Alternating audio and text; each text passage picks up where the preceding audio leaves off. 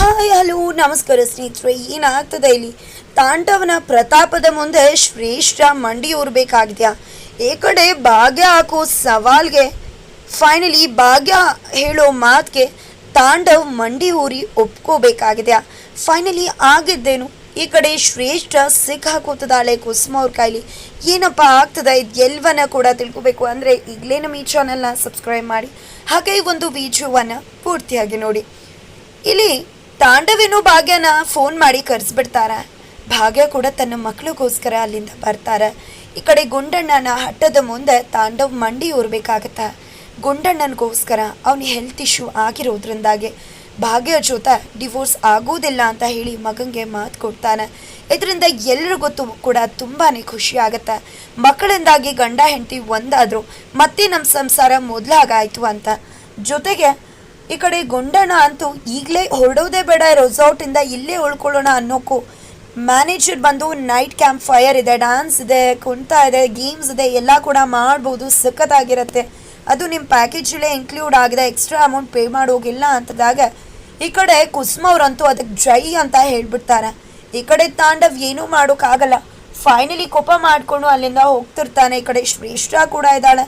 ಪೂಜಾ ಅಂತೂ ಶ್ರೇಷ್ಠಗೆ ಸಿಕ್ಕಿದ್ದ ಜಾಗದಲ್ಲೆಲ್ಲ ಅವಮಾನ ಮಾಡ್ತಿದ್ದಾರೆ. ಇದೇನಿದು ಶ್ರೇಷ್ಠ, 3ನೇ ಬಾರಿ ಬಂದಿದ್ಯಲ್ಲಮ್ಮ ಅಂತ ಕೇಳ್ತಿದ್ರೆ ಕುಸುಮ ಅವರು ತಾಂಡವ್ ಸರ್ ಫ್ಯಾಮಿಲಿ ಜೊತೆ ನಾನು ಟೈಮ್ ಸ್ಪೆಂಡ್ ಮಾಡ್ತೀನಿ ಅಂತ ಆಸೆ ಪಟ್ಟರು, ಅದಕ್ಕೆ ಕರ್ಕೊಂಡು ಬಂದೆ ಅಂದಾಗ ಬಂದಿದ್ಯಾ, ಇನ್ನೇನು ಹೋಗು ಅನ್ನೋಕ್ಕಾಗತ್ತಾ, ಬಾ ಅಂತ ಹೇಳಿ ಕರ್ಕೊಂಡು ಹೋಗ್ತಾರೆ ಶ್ರೇಷ್ಠನೂ ಕೂಡ. ನಂತರ ಈ ಕಡೆ ತಾಂಡವ್ ತಾನು ಏನು ಮಾಡ್ತಾ ಇದ್ದೀನಿ, ಮತ್ತೆ ಸಂಸಾರ ಬಂದಿಂದ ಲಾಕ್ ಆಗ್ತಿದ್ದಾನಲ್ಲ, ಏಳದಿಂದ ಚಾಲೆಂಜ್ ಹೇಗೋ ಸಹಿಸ್ಕೊಂಡು ಗೆದ್ದುಬಿಡೋಣ ಅಂತ ಅನ್ಕೊಂಡಿದ್ರೆ ಏನಾಗ್ತದೆ, ಎಲ್ಲ ಕೂಡ ಹಾಳಾಗ್ತಿದ್ಯಲ್ಲ ಅಂತ ಅನ್ಕೋತಿದ್ದಾಗೆ ಮಕ್ಕಳುಗಳು ಭಾಗ್ಯ ಜೊತೆ ಅದೇ ರೂಮ್ಗೆ ಬಂದ್ಬಿಡ್ತಾರೆ. ಈ ಕಡೆ ನೀವು ಯಾಕೆ ಬಂದ್ರಿ, ಅಲ್ಲೇ ರೂಮ್ ಇತ್ತಲ್ಲ ಅಂದಾಗ ಇಲ್ಲ, ಅಲ್ಲಿ ಶ್ರೇಷ್ಠ ಆಂಟಿ ಬಂದರು, ಅದಕ್ಕೆ ನಾವೆಲ್ಲ ಈ ಕಡೆ ಬಂದ್ಬಿಟ್ವಿ ಅಂತ ಹೇಳ್ತಿದ್ದಾವೆ. ಅಷ್ಟರಲ್ಲಿ ಈ ಕಡೆ ಶ್ರೇಷ್ಠ ತಾಂಡವ್ಗೆ ಕಾಲ್ ಮಾಡ್ತಾಳೆ. ತಕ್ಷಣ ಈ ಕಡೆ ಹೊರಗಡೆ ಹೋಗ್ತಾನೆ ತಾಂಡವ್. ಅಷ್ಟರಲ್ಲಿ ಪೂಜಾ ಕೂಡ ಬರ್ತಾಳೆ. ನಂತರ ಈ ಕಡೆ ನನಗಂತೂ ಅರ್ಧ ಗಂಟೆ ಮಿರರ್ ಬಿಡಬೇಕು, ನಾನು ಫಸ್ಟ್ ಸ್ನಾನ ಮಾಡ್ಕೊಂಡು ಬರ್ತೀನಿ ಅಂದಾಗ ಓಕೆ ಅಕ್ಕ ನಾನು ಅಮ್ಮನ ಜೊತೆ ಇರ್ತೀನಿ ಅಂತ ಹೇಳ್ತಿದ್ದಾನೆ ಗುಂಡಣ್ಣ. ನಂತರ ತುಂಬ ಎಲ್ಲ ಆಟ ಆಡಬಾರ್ದು ಗುಂಡಣ್ಣ, ನಿಂಗೆ ಹುಷಾರಿಲ್ಲ ಅಂತ ಭಾಗ್ಯ ಹೇಳ್ತಿದ್ರೆ, ಅಕ್ಕ ಈ ಸೀರೆ ತಗೋ, ಈ ಒಡವೆಗಳನ್ನ ತಗೋ, ಇದನ್ನು ಹಾಕ್ಕೊಂಡು ನೀನು ತುಂಬ ಚೆನ್ನಾಗಿ ರೆಡಿ ಆಗಬೇಕು ಅಂದಾಗ ಎಲ್ಲಿಂದ ಬಂತು ಇಷ್ಟು ದುಡ್ಡೆಲ್ಲ, ಎಲ್ಲಿಂದ ತಂದೆ ಇದನ್ನೆಲ್ಲ ಅಂದಾಗ ಅದೆಲ್ಲ ನಿನಗೆ ಬೇಡ ಅಕ್ಕ, ಸುಮ್ಮನೆ ಹಾಕ್ಕೊಂಡು ರೆಡಿ ಆಗಬೇಕು ಅಷ್ಟೇ, ಸೂಪರ್ಬಾಗಿ ಕಾಣಿಸ್ಬೇಕು ನೀನು ಅಂತ ಹೇಳ್ತಾಳೆ.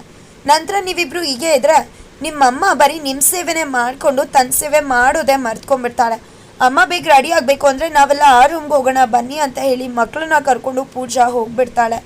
ನಂತರ ಈ ಕಡೆ ಶ್ರೇಷ್ಠ ಅಂತೂ ಕಾಲ್ ಮಾಡ್ತಿದ್ದಾಳೆ. ಫೈನಲಿ ತಾಂಡವ್ ಬಂದು ಎದುರುಗಡೆ ನಿಂತಾಗ ಈ ಕಡೆ ಏನು ಮಾಡ್ತಿದ್ಯಾ ತಾಂಡವ್ ನೀನು ಅಂತ ರೇಗ್ತಿದ್ದಾಳೆ. ಏನು ಶ್ರೇಷ್ಠ, ನಂದೇ ತಲೆ ಬಿಸಿ ನನಗಾಗಿದೆ, ಅದ್ರಲ್ಲಿ ನಿಂದು ಬೇರೆ ಅಂದಾಗ ಹೌದೌದು ಏನು ಮಾಡಿದೆ ನೀನು, ಡಿವೋರ್ಸ್ ಆಗ್ತೀನಿ ಅಂತ ಹೇಳಿ ಡಿವೋರ್ಸ್ನ ಕ್ಯಾನ್ಸಲ್ ಮಾಡ್ಕೊಂಡ್ಯಾ, ಯಾಕೆ ಹೆಂಡತಿ ಮಕ್ಳ ಜೊತೆ ಆರಾಮಾಗಿ ಇರ್ಬೋದು ಅಂತಾನ ಅಂತಿದ್ರೆ ಏನು ಮಾತಾಡ್ತಿದ್ಯಾ ಶ್ರೇಷ್ಠ, ನಾನೇನು ಬೇಕು ಅಂತ ಕರೆಸಿದ್ದಲ್ಲ, ಗುಂಡಣ್ಣನ ಸ್ಥಿತಿ ಹೇಗಿತ್ತು ಅಂತ ಗೊತ್ತಿದೆ ಅಲ್ವಾ, ನೀನು ಕೂಡ ಇದೆಯಲ್ಲ, ಮಕ್ಳು ಹೆಲ್ತ್ಗೋಸ್ಕರ ನಾನು ಅವಳನ್ನ ಕರೆಸಿದ್ದೆ ಹೊರತು ಅವಳು ಬಂದಿದ್ದು ನನಗೂ ಕೂಡ ಇಷ್ಟ ಇಲ್ಲ ಅಂತ ಹೇಳ್ತಿದ್ರೆ ಹೌದೌದು ಏನೂ ಕೂಡ ಇಷ್ಟ ಇಲ್ಲ, ಏನು ನನಗೆ ಕೈ ಕೊಡೋ ಪ್ಲ್ಯಾನ್ಗಿನೇನಾದರೂ ಇಟ್ಕೊಂಡಿದ್ಯಾ ಅಂತ ಕೇಳಿದಕ್ಕೆ ಯಾಕೆ ರೀತಿ ಮಾತಾಡ್ತಿದ್ಯಾ ನೀ ಅಂದಾಗ ಹನಿಗಿನಿ ಅಂತ ಎಲ್ಲ ಕರಿಬೇಡ, ನನಗೂ ಕೂಡ ಸಾಕಾಗೋಗಿದೆ, ರೋಸ್ ಹೋಗಿದ್ದೀನಿ ನಾನು ಅಂತ ಹೇಳ್ತಿದ್ದಾಳೆ. ಪ್ಲೀಸ್ ಮೆತ್ತಗೆ ಮಾತಾಡು, ಆಮೇಲೆ ಅತ್ತಿ ಪೂಜಾ ಅಮ್ಮ ಯಾರಾದರೂ ಬಂದರೆ ಖಂಡಿತ ಸಿಕ್ಕಾಕೋತೀವಿ ಅಂದಾಗ ಗೊತ್ತಾಗ್ಲಿ ಬಿಡು, ನನಗೇನು ಡೋಂಟ್ ವರಿ, ನನಗೂ ಕೂಡ ಸಾಕಾಗಿದೆ, ಈ ರೀತಿ ಬೆಳಗ್ಗೆಯಿಂದ ಎಷ್ಟು ಅವಮಾನ ಅನುಭವಿಸಿದ್ದೀನಿ ಅಂತ ನಿನಗೆ ಗೊತ್ತಿದ್ಯಾ ಅಂದಾಗ ಅದಕ್ಕೆಲ್ಲ ಕಾರಣ ನೀನೇನೆ ಅಂತ ತಾಂಡವ್ ಹೇಳ್ತಿದ್ದಾನೆ. ಏನು ಮಾತಾಡ್ತಿದ್ಯಾ ತಾಂಡವ್, ಇದಕ್ಕೆಲ್ಲ ಕಾರಣ ನಾನು ಅಂದಾಗ ಹೌದು, ನೀನಿಲ್ಲದೆ ಇನ್ಯಾರು, ನಾನು ಹೇಳಿದ್ನ ನಿನ್ನ ಬಾ ಅಂತ, ನೀನೇ ಬಂದೆ, ಹೇಳಿದೆ ಅಲ್ವಾ 7 ದಿನ ಡಿವೋರ್ಸ್ಗೆ ಸಿಗ್ನೇಚರ್ ಹಾಕಿಸ್ಕೊಂಡು ಬರ್ತೀನಿ ಅಂತ, ಅಷ್ಟು ಪೇಷನ್ಸ್ ಇಲ್ಲ ನಿನಗೆ, ನೀನು ಗೊತ್ತಿರಬೇಕಿತ್ತು ಇಲ್ಲಿಗೆ ಬಂದರೆ ಏನಾಗುತ್ತೆ ಅಂತ, ನನಗೆ ತಲೆ ಕೆಡಿಸ್ಬೇಡ, ನಾನು ಆಲ್ರೆಡಿ ತಲೆ ಬಿಸಿ ಆಗಿದೆ, ಇದಕ್ಕೆಲ್ಲ ಕಾರಣ ನೀನೇ ಅನುಭವಿಸ್ಕೊ ಅಂತ ಹೇಳಿ ಅಲ್ಲಿಂದ ಹೊರಟೆ ಬಿಡ್ತಾನೆ. ಹೊರಟಿದ್ದೆ ಸುಮ್ಮನೆ ಆಗ್ತಾನ, ಅಲ್ಲಿ ಭಾಗ್ಯ ಮುಂದೆ ನಾಚಿಕೆ ಮಾನ ಮರ್ಯಾದೆನೇ ಇಲ್ಲ ಅಲ್ವಾ, ನಿನ್ನ ಜಾಗದಲ್ಲಿ ಬೇರೆ ಯಾರೇ ಇದ್ದಿದ್ರು ಕೂಡ ಬರ್ತಿರ್ಲಿಲ್ಲ, ಎಂಥ ಮಾನಿಗೆ ಜನ್ಮ ನಿಂದು ಅಂತ ಕೇಳ್ತಿದ್ದಾರೆ. ಏನ್ರಿ ಮಾತಾಡ್ತಿದ್ರ ಅಂದಾಗ ಹೌದು, ಯಾರು ನಿನ್ನನ್ನು ಬರೋಕೆ ಹೇಳಿದ್ದು, ಯಾಕೆ ಬಂದೆ ಅಂತ ಕೇಳ್ತಿದ್ರೆ ಯಾಕೆ, ಈಗ ಒಂದು 3/4 ಗಂಟೆ ಹಿಂದೆ ಫೋನ್ ನೋಡಿ ಯಾರು ನನ್ನನ್ನು ಕರೆದಿದ್ದು ಅಂದಾಗ ಕರೆದಿದ್ದು ನಾನೇನೆ, ಬಾ ಅಂದ ತಕ್ಷಣ ಬಂದ್ಬಿಡೋದ, ನಾನು ಯಾವುದೋ ಇಕ್ಕಟ್ಟಿನ ಪರಿಸ್ಥಿತಿಲಿ ಕರೆದಿದ್ದೀನಿ ಅಂತ ಗೊತ್ತಾಗಬೇಕಿತ್ತು ಅಲ್ವಾ ನಿಮಗೆ, ಮಕ್ಕಳು ಹಠ ಮಾಡ್ತಿದ್ರು ಅಂತ ಸುಮ್ಮನೆ ಒಂದು ಫೋನ್ ಮಾಡಿದೆ ಅಪ್ಪ, ಸಿಕ್ಕಿದ್ದೆ ಚಾನ್ಸ್ ಅಂತ ಬಂದ್ಬಿಟ್ಟೆ ಅಲ್ವಾ ನೀನು ಅಂತ ಹೇಳ್ತಿದ್ರೆ ಈ ಕಡೆ ಭಾಗ್ಯ ಮಕ್ಕಳು ರೀತಿ ಕರೆದಾಗ ನಾನು ಎಂಥ ಪರಿಸ್ಥಿತಿಲಿದ್ರು ಕೂಡ ಬರ್ತೀನಿ ಅಂತ ಹೇಳ್ತಿದ್ದಾಳೆ. ಜೊತೆಗೆ ನೀವು ಮಾತಾಡಲಿಲ್ಲ ಅಂದರೂ ಅದನ್ನು ಅರ್ಥ ಮಾಡ್ಕೋಬೇಕು ಅಂತ ನಮ್ಮ ಮದುವೆಲಿ ಏನು ಪ್ರಮಾಣ ಮಾಡಿಲ್ಲ ಅಲ್ವಾ ಅಂತ ಕೂಡ ಮಾತಾಡ್ತಿದ್ದಾಳೆ. ಏನಿದು ಇಷ್ಟು ಸರ್ಕಾಸ್ಟಿಕ್ ಆಗಿ ಮಾತಾಡ್ತಿದ್ಯಾ ನನಗೇನೆ ಅಂತ ತಾಂಡವ್ ಕೇಳ್ತಿದ್ರೆ, ಇಲ್ಲ ನಾನು ಹೇಳ್ತಿರೋ ಮಾತುಗಳು ನಿಜ ಅಂತ ಹೇಳಿ ಭಾಗ್ಯ ಹೇಳ್ತಿದ್ದಾಳೆ. ನಂತರ ಈ ಕಡೆ ನೀವು ನನ್ನನ್ನು ಕರೆಸಿದ್ದಾಯ್ತು, ಇನ್ನೇನೇ ಇದ್ರು ಯಾವ ಡಿವೋರ್ಸು ಇಲ್ಲ ಏನೂ ಇಲ್ಲ ಅಂತದಾಗಿ ಏನೋ ಡಿವೋರ್ಸ್ ಇಲ್ವಾ ಅಂದಾಗ ಹೌದು ಚಾಲೆಂಜ್ ಆಗುತ್ತಿದೆ ಅದಲ್ವಾ, ನನ್ನನ್ನು ಫೋನ್ ಮಾಡಿ ಕರೆಯೋದಲ್ಲ, ಯಾವುದೇ ಕಾರಣಕ್ಕೂ ನನ್ನನ್ನು ಕರೆಯಲ್ಲ ಅಂತ.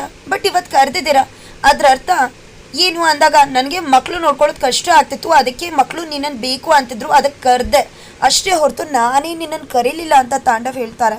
ಅಷ್ಟೇ ಸಾಕಲ್ವಾ, ನಿಮಗೆ ಮಕ್ಕಳು ನೋಡ್ಕೊಳ್ಳೋದು ಕಷ್ಟ ಆಗ್ತಿತ್ತು ಅಂದರೆ ಅಪ್ಪ ಅಮ್ಮ ಇಬ್ಬರು ಕೂಡ ಬೇಕಲ್ವಾ ಮಕ್ಕಳನ್ನ ನೋಡ್ಕೊಳ್ಳೋದಕ್ಕೆ. ಅಂದಮೇಲೆ ಇನ್ನೇನಿದೆ, ಯಾವುದೇ ರೀತಿ ಡಿವೋರ್ಸು ಇಲ್ಲ ಏನೂ ಇಲ್ಲ, ಎಲ್ಲ ಕೂಡ ಮುಗ್ದೋಯ್ತು ಅಂತ ಹೇಳ್ತಿದ್ರೆ ಈ ಕಡೆ ಶ್ರೇಷ್ಠ ಅದನ್ನು ಕೇಳಿಸ್ಕೊಂಡೆ ಶಾಕ್ ಆಗ್ತಿದ್ದಾಳೆ.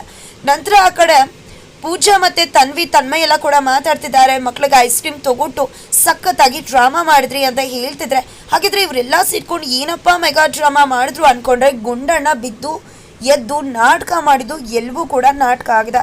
ಈ ಕಡೆ ಪೂಜಾನ ಇಬ್ಬರು ಮಕ್ಳಿಗೂ ಕೂಡ ಸತ್ಯ ಹೇಳಿ, ನೀವು ನಿಮ್ಮಪ್ಪನೇ ನಿಮ್ಮಮ್ಮನ ಕಳಿಸಿರೋದು ಬಿಕಾಸ್ ನಿಮ್ಮಮ್ಮಂಗೆ ಡಿವೋರ್ಸ್ ಕೊಡೋಕ್ಕೆ ಮುಂದಾಗ್ತಿದ್ದಾರೆ ಭಾವ, ನೀವೇನಾದರೂ ಹಠ ಮಾಡಿ ನಿಮ್ಮಮ್ಮನ ಒಂದು ಮಾಡಲಿಲ್ಲ ನಿಮ್ಮ ಅಪ್ಪ ಅಮ್ಮನ ಅಂದರೆ ನಿಮ್ಮಪ್ಪ ಅಕ್ಕನ್ನ ಬಿಟ್ಟು ಬೇರೆಯವ್ರನ್ನ ಮದುವೆ ಆಗ್ತಾರೆ, ಆಮೇಲೆ ಅವ್ರು ಯಾರೂ ಅಕ್ಕಂತಾರೆ ನಿಮ್ಮನ್ನ ನೋಡ್ಕೊಳ್ಳಲ್ಲ, ಹೊಡಿತಾರೆ ಬಡಿತಾರೆ, ನೀವು ಕೇಳಿದ್ದು ಮಾಡಲ್ಲ ತೆಕ್ಕೊಡಲ್ಲ. ಭಾವ ಅಂತೂ ಹೇಗೆ ಅಂತ ಗೊತ್ತು, ನಿಮ್ಮ ಕತೆ ಅಂತೂ ಮುಗೀತೆ ಅಂತದಾಗ ಇಲ್ಲಪ್ಪ ನಮ್ಗೆ ಅಮ್ಮನೇ ಬೇಕು, ಆ ಶ್ರೇಷ್ಠ ಆಂಟಿ ಅಂತವ್ರು ಸಿಕ್ಬಿಟ್ರೆ ನಮ್ಮ ಕತೆ ಮುಗ್ದೋಯ್ತು ಅಂತ ಕೂಡ ತನ್ವಿ ಹೇಳ್ತಾಳೆ. ಹಾಗಿದ್ರೆ ನಾನು ಹೇಳ್ದಂಗೆ ಮಾಡಿ ಅಂದಾಗ ಈ ರೀತಿ ಮಾಡೋದು ತಪ್ಪಲ್ವ ಚಿಕ್ಕಿ ಅಂತ ಹೇಳ್ತಿದ್ರೆ, ಹೌದು ತಪ್ಪಾಗಿರ್ಬೋದು, ಆದರೆ ನಿಮ್ಮಮ್ಮನ ಒಂದು ಮಾಡಬೇಕು ಅಂದರೆ ಈ ಒಂದು ಸಣ್ಣ ಸುಳ್ಳು ಹೇಳೋದ್ರಿಂದ ಯಾವುದೇ ರೀತಿ ತಪ್ಪಾಗಲ್ಲ, ನಿಮ್ಮ ಅಪ್ಪ ಅಮ್ಮನ ಜೀವನ ಸರಿ ಹೋಗುತ್ತೆ, ಇಬ್ಬರು ಕೂಡ ಜೊತೆಲಿರ್ತಾರೆ ಅಂತ ಹೇಳ್ತಿದ್ದಾಳೆ. ಸರಿ ಅಂತ ಹೇಳಿ ಈ ಕಡೆ ತನ್ಮಯ್ ಇಬ್ಬರು ಕೂಡ ಆ ಒಂದು ಹುಷಾರ್ ತಪ್ಪಾಗೆ ನಾಟಕ ಮಾಡಿರ್ತಾರೆ. ಈ ಕಡೆ ಮತ್ತೆ ಅಪ್ಪ ಏನಾದರೂ ಬೈದ್ರೆ ಏನು ಮಾಡಿದ್ವು ಅಂತಿದ್ರೆ ಸಕ್ಕದಾಗಿ ಡ್ರಾಮಾ ಮಾಡಿದ್ರೆ ಯಾರಿಗೂ ಗೊತ್ತಾಗಿಲ್ಲ, ಮತ್ತೆ ಏನಾದರೂ ತೆಗೆದ್ರೆ ಜೋರಾಗಿ ಅಳೋಕೆ ಶುರು ಮಾಡಿಬಿಡಿ ಅಂತ ಹೇಳ್ಕೊಡ್ತಿರ್ತಾಳೆ. ಅಷ್ಟರಲ್ಲಿ ಸುನಂದ ಹಾಗೆ ಕುಸುಮೋರು ಇಬ್ಬರು ಕೂಡ ಆ ಮಾತನ್ನ ಕೇಳಿಸ್ಕೊಂಡು, ಹಾಗಿದ್ರೆ ಗುಂಡಣ್ಣ ಚೆನ್ನಾಗೇ ಇದ್ನ, ಹಾಗಿದ್ದೆ ನೀವೆಲ್ಲ ಸೇರ್ಕೊಂಡು ಮಾಡಿದ ನಾಟಕನ ಅಂತಿದ್ದಾಗೆ, ಹೌದು ಅಜ್ಜಿ ಚಿಕ್ಕಿನೇ ಎಲ್ಲ ಹೇಳ್ಕೊಟ್ಟಿದ್ದು ಅಂದಾಗ ಏನು ಪೂಜಾ ಇದೆಲ್ಲ ನಾಟಕನ, ಭಾಗ್ಯ ಬಂದಿದ್ದು ಈ ನಾಟಕದಿಂದಾನ ಅಂದಾಗ ಹೌದು ಅತ್ತ, ಅಕ್ಕನ ಸರಿ ಮಾಡ್ಬೋದು ಈ ಒಂದು ಕಾರಣದಿಂದ ಅಂತ ಅಂದ್ಕೊಂಡು ಯೋಚನೆ ಮಾಡಿದ್ರೆ, ಈ ರೀತಿ ಮಾಡಿದ್ರೆ ಬಾಬಾ ಬಗ್ತಾರೆ ಮಕ್ಳಿಗೋಸ್ಕರ ಅಕ್ಕನ ಕರೀತಾರೆ ಅಂದ್ಕೊಂಡು ಈ ರೀತಿ ಮಾಡಿದೆ ಅಂತ ಹೇಳ್ತಿದ್ದಾಗೆ ಕುಸುಮವರು ನನಗೆ ಸರಿಯಾದ ಜೋಡಿ, ನೀನು ಏನು ಮಾಡಿದ್ಯೋ ಸಖತ್ತಾಗಿ ಸೂಪರಾಗಿ ಮಾಡಿದ್ದೆ, ಇದನ್ನ ಇಟ್ಕೊಂಡು ನನ್ನ ಮಗನ ಹೇಗೆ ಬಗ್ಗಿಸ್ತೀನಿ ನೋಡ್ತಾ ಇರೋ ಅಂತ ಹೇಳಿ ಖುಷಿ ಪಡ್ತದ. ಎಲ್ರಿಗೂ ಕೂಡ ಆಶ್ಚರ್ಯ ಆಗುತ್ತೆ ಕುಸುಮ ಆಂಟಿ ಈ ಥರ ಮಾತಾಡ್ತಿರೋದು, ಆದರೆ ಈ ಪೂಜಾ ನೀನು ಈ ರೀತಿ ಮಾಡಿದ್ರಿಂದಾನೆ ಇಷ್ಟೆಲ್ಲ ಒಳ್ಳೇದಾಗಿದ್ದು, ಭಾಗ್ಯ ನಮ್ಮ ಜೊತೆ ಮತ್ತೆ ನಮ್ಮ ಮನೆಗೆ ಬರ್ತಿರೋದು, ನೀನು ಏನು ಮಾಡಿದ್ಯೋ ಅದು ಸರಿಯಾಗೇ ಇದೆ, ನೀನೇ ನನಗೆ ಸರಿಯಾದ ಜೋಡಿ, ಒಳ್ಳೆ ಪೇರ್ ನೀನು ನನ್ನ ಥರನೇ ಇದೆಯಾ ಅಂತ ಹೇಳಿ ಖುಷಿ ಪಡ್ತಾರೆ. ಅದೇ ಇಷ್ಟೇ ಅಲ್ಲ, ನನ್ನ ಹತ್ರ ಇನ್ನೊಂದು ಪ್ಲ್ಯಾನ್ ಇದೆ, ಭಾವ ಮತ್ತು ಅಕ್ಕ ಕ್ಲೋಸ್ ಆಗಬೇಕು, ಮತ್ತು ಇಬ್ಬರು ಕೂಡ ಒಂದಾಗಬೇಕು, ಆ ರೀತಿ ಮಾಡ್ಬೋದು ಅಂತ ಹೇಳಿ ಪ್ಲ್ಯಾನ್ನ ಎಕ್ಸ್ಪ್ಲೇನ್ ಮಾಡ್ತಾಳೆ. ನಂತರ ಈ ಕಡೆ ತಾಂಡವಂತೂ ಭಾಗ್ಯ ಮೇಲೆ ಹವು ಆಡ್ತಾ ಇದ್ರೆ, ಈ ಕಡೆ ಭಾಗ್ಯ ಅಂತೂ ಖಡಕ್ಕಾಗಿ ಚಾಟಿ ಏಟನ್ನು ಬೀಸಿ ಡಿವೋರ್ಸ್ ಕ್ಯಾನ್ಸಲ್ ಅಂತ ಹೇಳ್ತಾಳೆ. ಇಷ್ಟು ದಿನ ಕೂಡ ಮಕ್ಳಿಗೋಸ್ಕರನೇ ಜೊತೆಲಿದ್ವಿ, ಮುಂದೆ ಕೂಡ ಮಕ್ಳಿಗೋಸ್ಕರನೇ ಜೊತೆಲಿ ಇರೋಣ ಅನ್ನೋ ಮಾತಿಗೆ ಮಂಡಿ ಊರಿ ಒಪ್ಕೊಂಡೇ ಬಿಡ್ತಾರೆ ತಾಂಡವ್. ಸರಿ ಆಯಿತು ಮಕ್ಳಿಗೋಸ್ಕರ ಅಷ್ಟೇ ಅಂತ ಹೇಳ್ಬಿಡ್ತಾನೆ. ಈ ಕಡೆ ಸಿಡಲು ಬಡ್ದೇ ಬಿಡುತ್ತೆ ಶ್ರೇಷ್ಠಾಗೆ.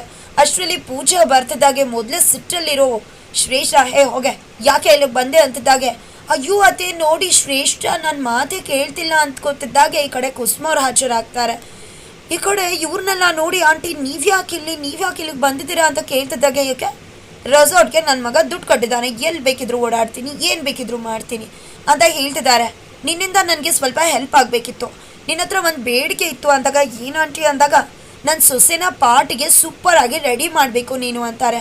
ಅಲ್ಲೂ ಆಂಟಿ ನಾನು ಅಂದಾಗ, ಹೌದು ಯಾಕೆ ನೀನು ಚೆನ್ನಾಗಿ ಕಾಣಿಸ್ಬೇಕು, ನನ್ನ ಸೊಸೆ ಚೆನ್ನಾಗಿ ಕಾಣಿಸ್ಬಾರ್ದಾ, ನನ್ನ ಸೊಸೆನ ಮುದ್ದಾಗಿ ರೆಡಿ ಮಾಡಬೇಕು, ಇಲ್ಲ ಅಂದರೆ ನಿನ್ನಂತೂ ಬಿಟ್ಕೊಡಲ್ಲ ಅಂತ ಹೇಳ್ತಾರೆ. ಫೈನಲಿ ಭಾಗ್ಯಗೆ ಮುದ್ದಾಗಿ ರೆಡಿ ಮಾಡೋಕೆ ಶ್ರೇಷ್ಠನೇ ಹೋಗ್ಬೇಕಾಗಿ ಫೈನಲಿ ಭಾಗ್ಯ ತುಂಬ ಮುದ್ದಾಗಿ ಕಾಣಿಸ್ತಿದ್ದಾರೆ. ಫೈರ್ ಕ್ಯಾಂಪ್ ಎಲ್ಲ ಕೂಡ ನೈಟ್ ಕ್ಯಾಂಪ್ ಅಲ್ಲ, ಶುರು ಆಗ್ತದೆ. ಈ ಕಡೆ ಭಾಗ್ಯ ಎಂಟ್ರಿನ ನೋಡಿ ತಾಂಡವ್ ಅಲ್ಲೇ ಶಾಕ್ ಆಗ್ತಿದ್ದಾರೆ. ಅಷ್ಟು ಮುದ್ದಾಗಿ ಭಾಗ್ಯ ಕಾಣಿಸ್ತಿದ್ದಾರೆ. ಈ ಕಡೆ ಅಮ್ಮ ತುಂಬ ಮುದ್ದಾಗಿ ಕಾಣಿಸ್ತಿದ್ಯಾ ಅಂತ ಮಕ್ಕಳೆಲ್ಲ ಹೇಳ್ತಿದ್ದಾರೆ. ಈ ಕಡೆ ಕಸರಸಿ ಆಗ್ತಿದೆ ಭಾಗ್ಯಗೆ. ಫೈನಲಿ ಈ ಕಡೆ ಶ್ರೇಷ್ಠ ಅಂತೂ ಭಾಗ್ಯನ ನೋಡಿ ಸೆಂಟರ್ ಆಫ್ ಅಟ್ರಾಕ್ಷನ್ ಆಗಿರೋದನ್ನ ನೋಡಿ ಉರ್ತು ಹೋಗ್ತಿದ್ದಾರೆ. ಹಾಗಿದ್ರೆ ಇಲ್ಲಿ ತಾಂಡವ್ ಭಾಗ್ಯ ಕೂಡ ಸುಂದ್ರಿನ ಅಂತ ಹೇಳಿ ಶಾಕ್ ಆಗ್ತಾರೆ. ಜೊತೆಗೆ ಫೈರ್ ಕ್ಯಾಂಪಲ್ಲಿ ಏನಾಗುತ್ತೆ, ಮಸ್ತ್ ಡ್ಯಾನ್ಸ್ ಗೇಮ್ ಎಲ್ಲ ಕೂಡ ನಡೀತಿದೆ. ಅಲ್ಲಿ ಒಂದು ಟ್ವಿಸ್ಟ್ ಸಿಗುತ್ತಾ ತಿಳ್ಕೊಬೇಕು ಅಂದರೆ ಮುಂದಿನ ವಿಡಿಯೋಗೋಸ್ಕರ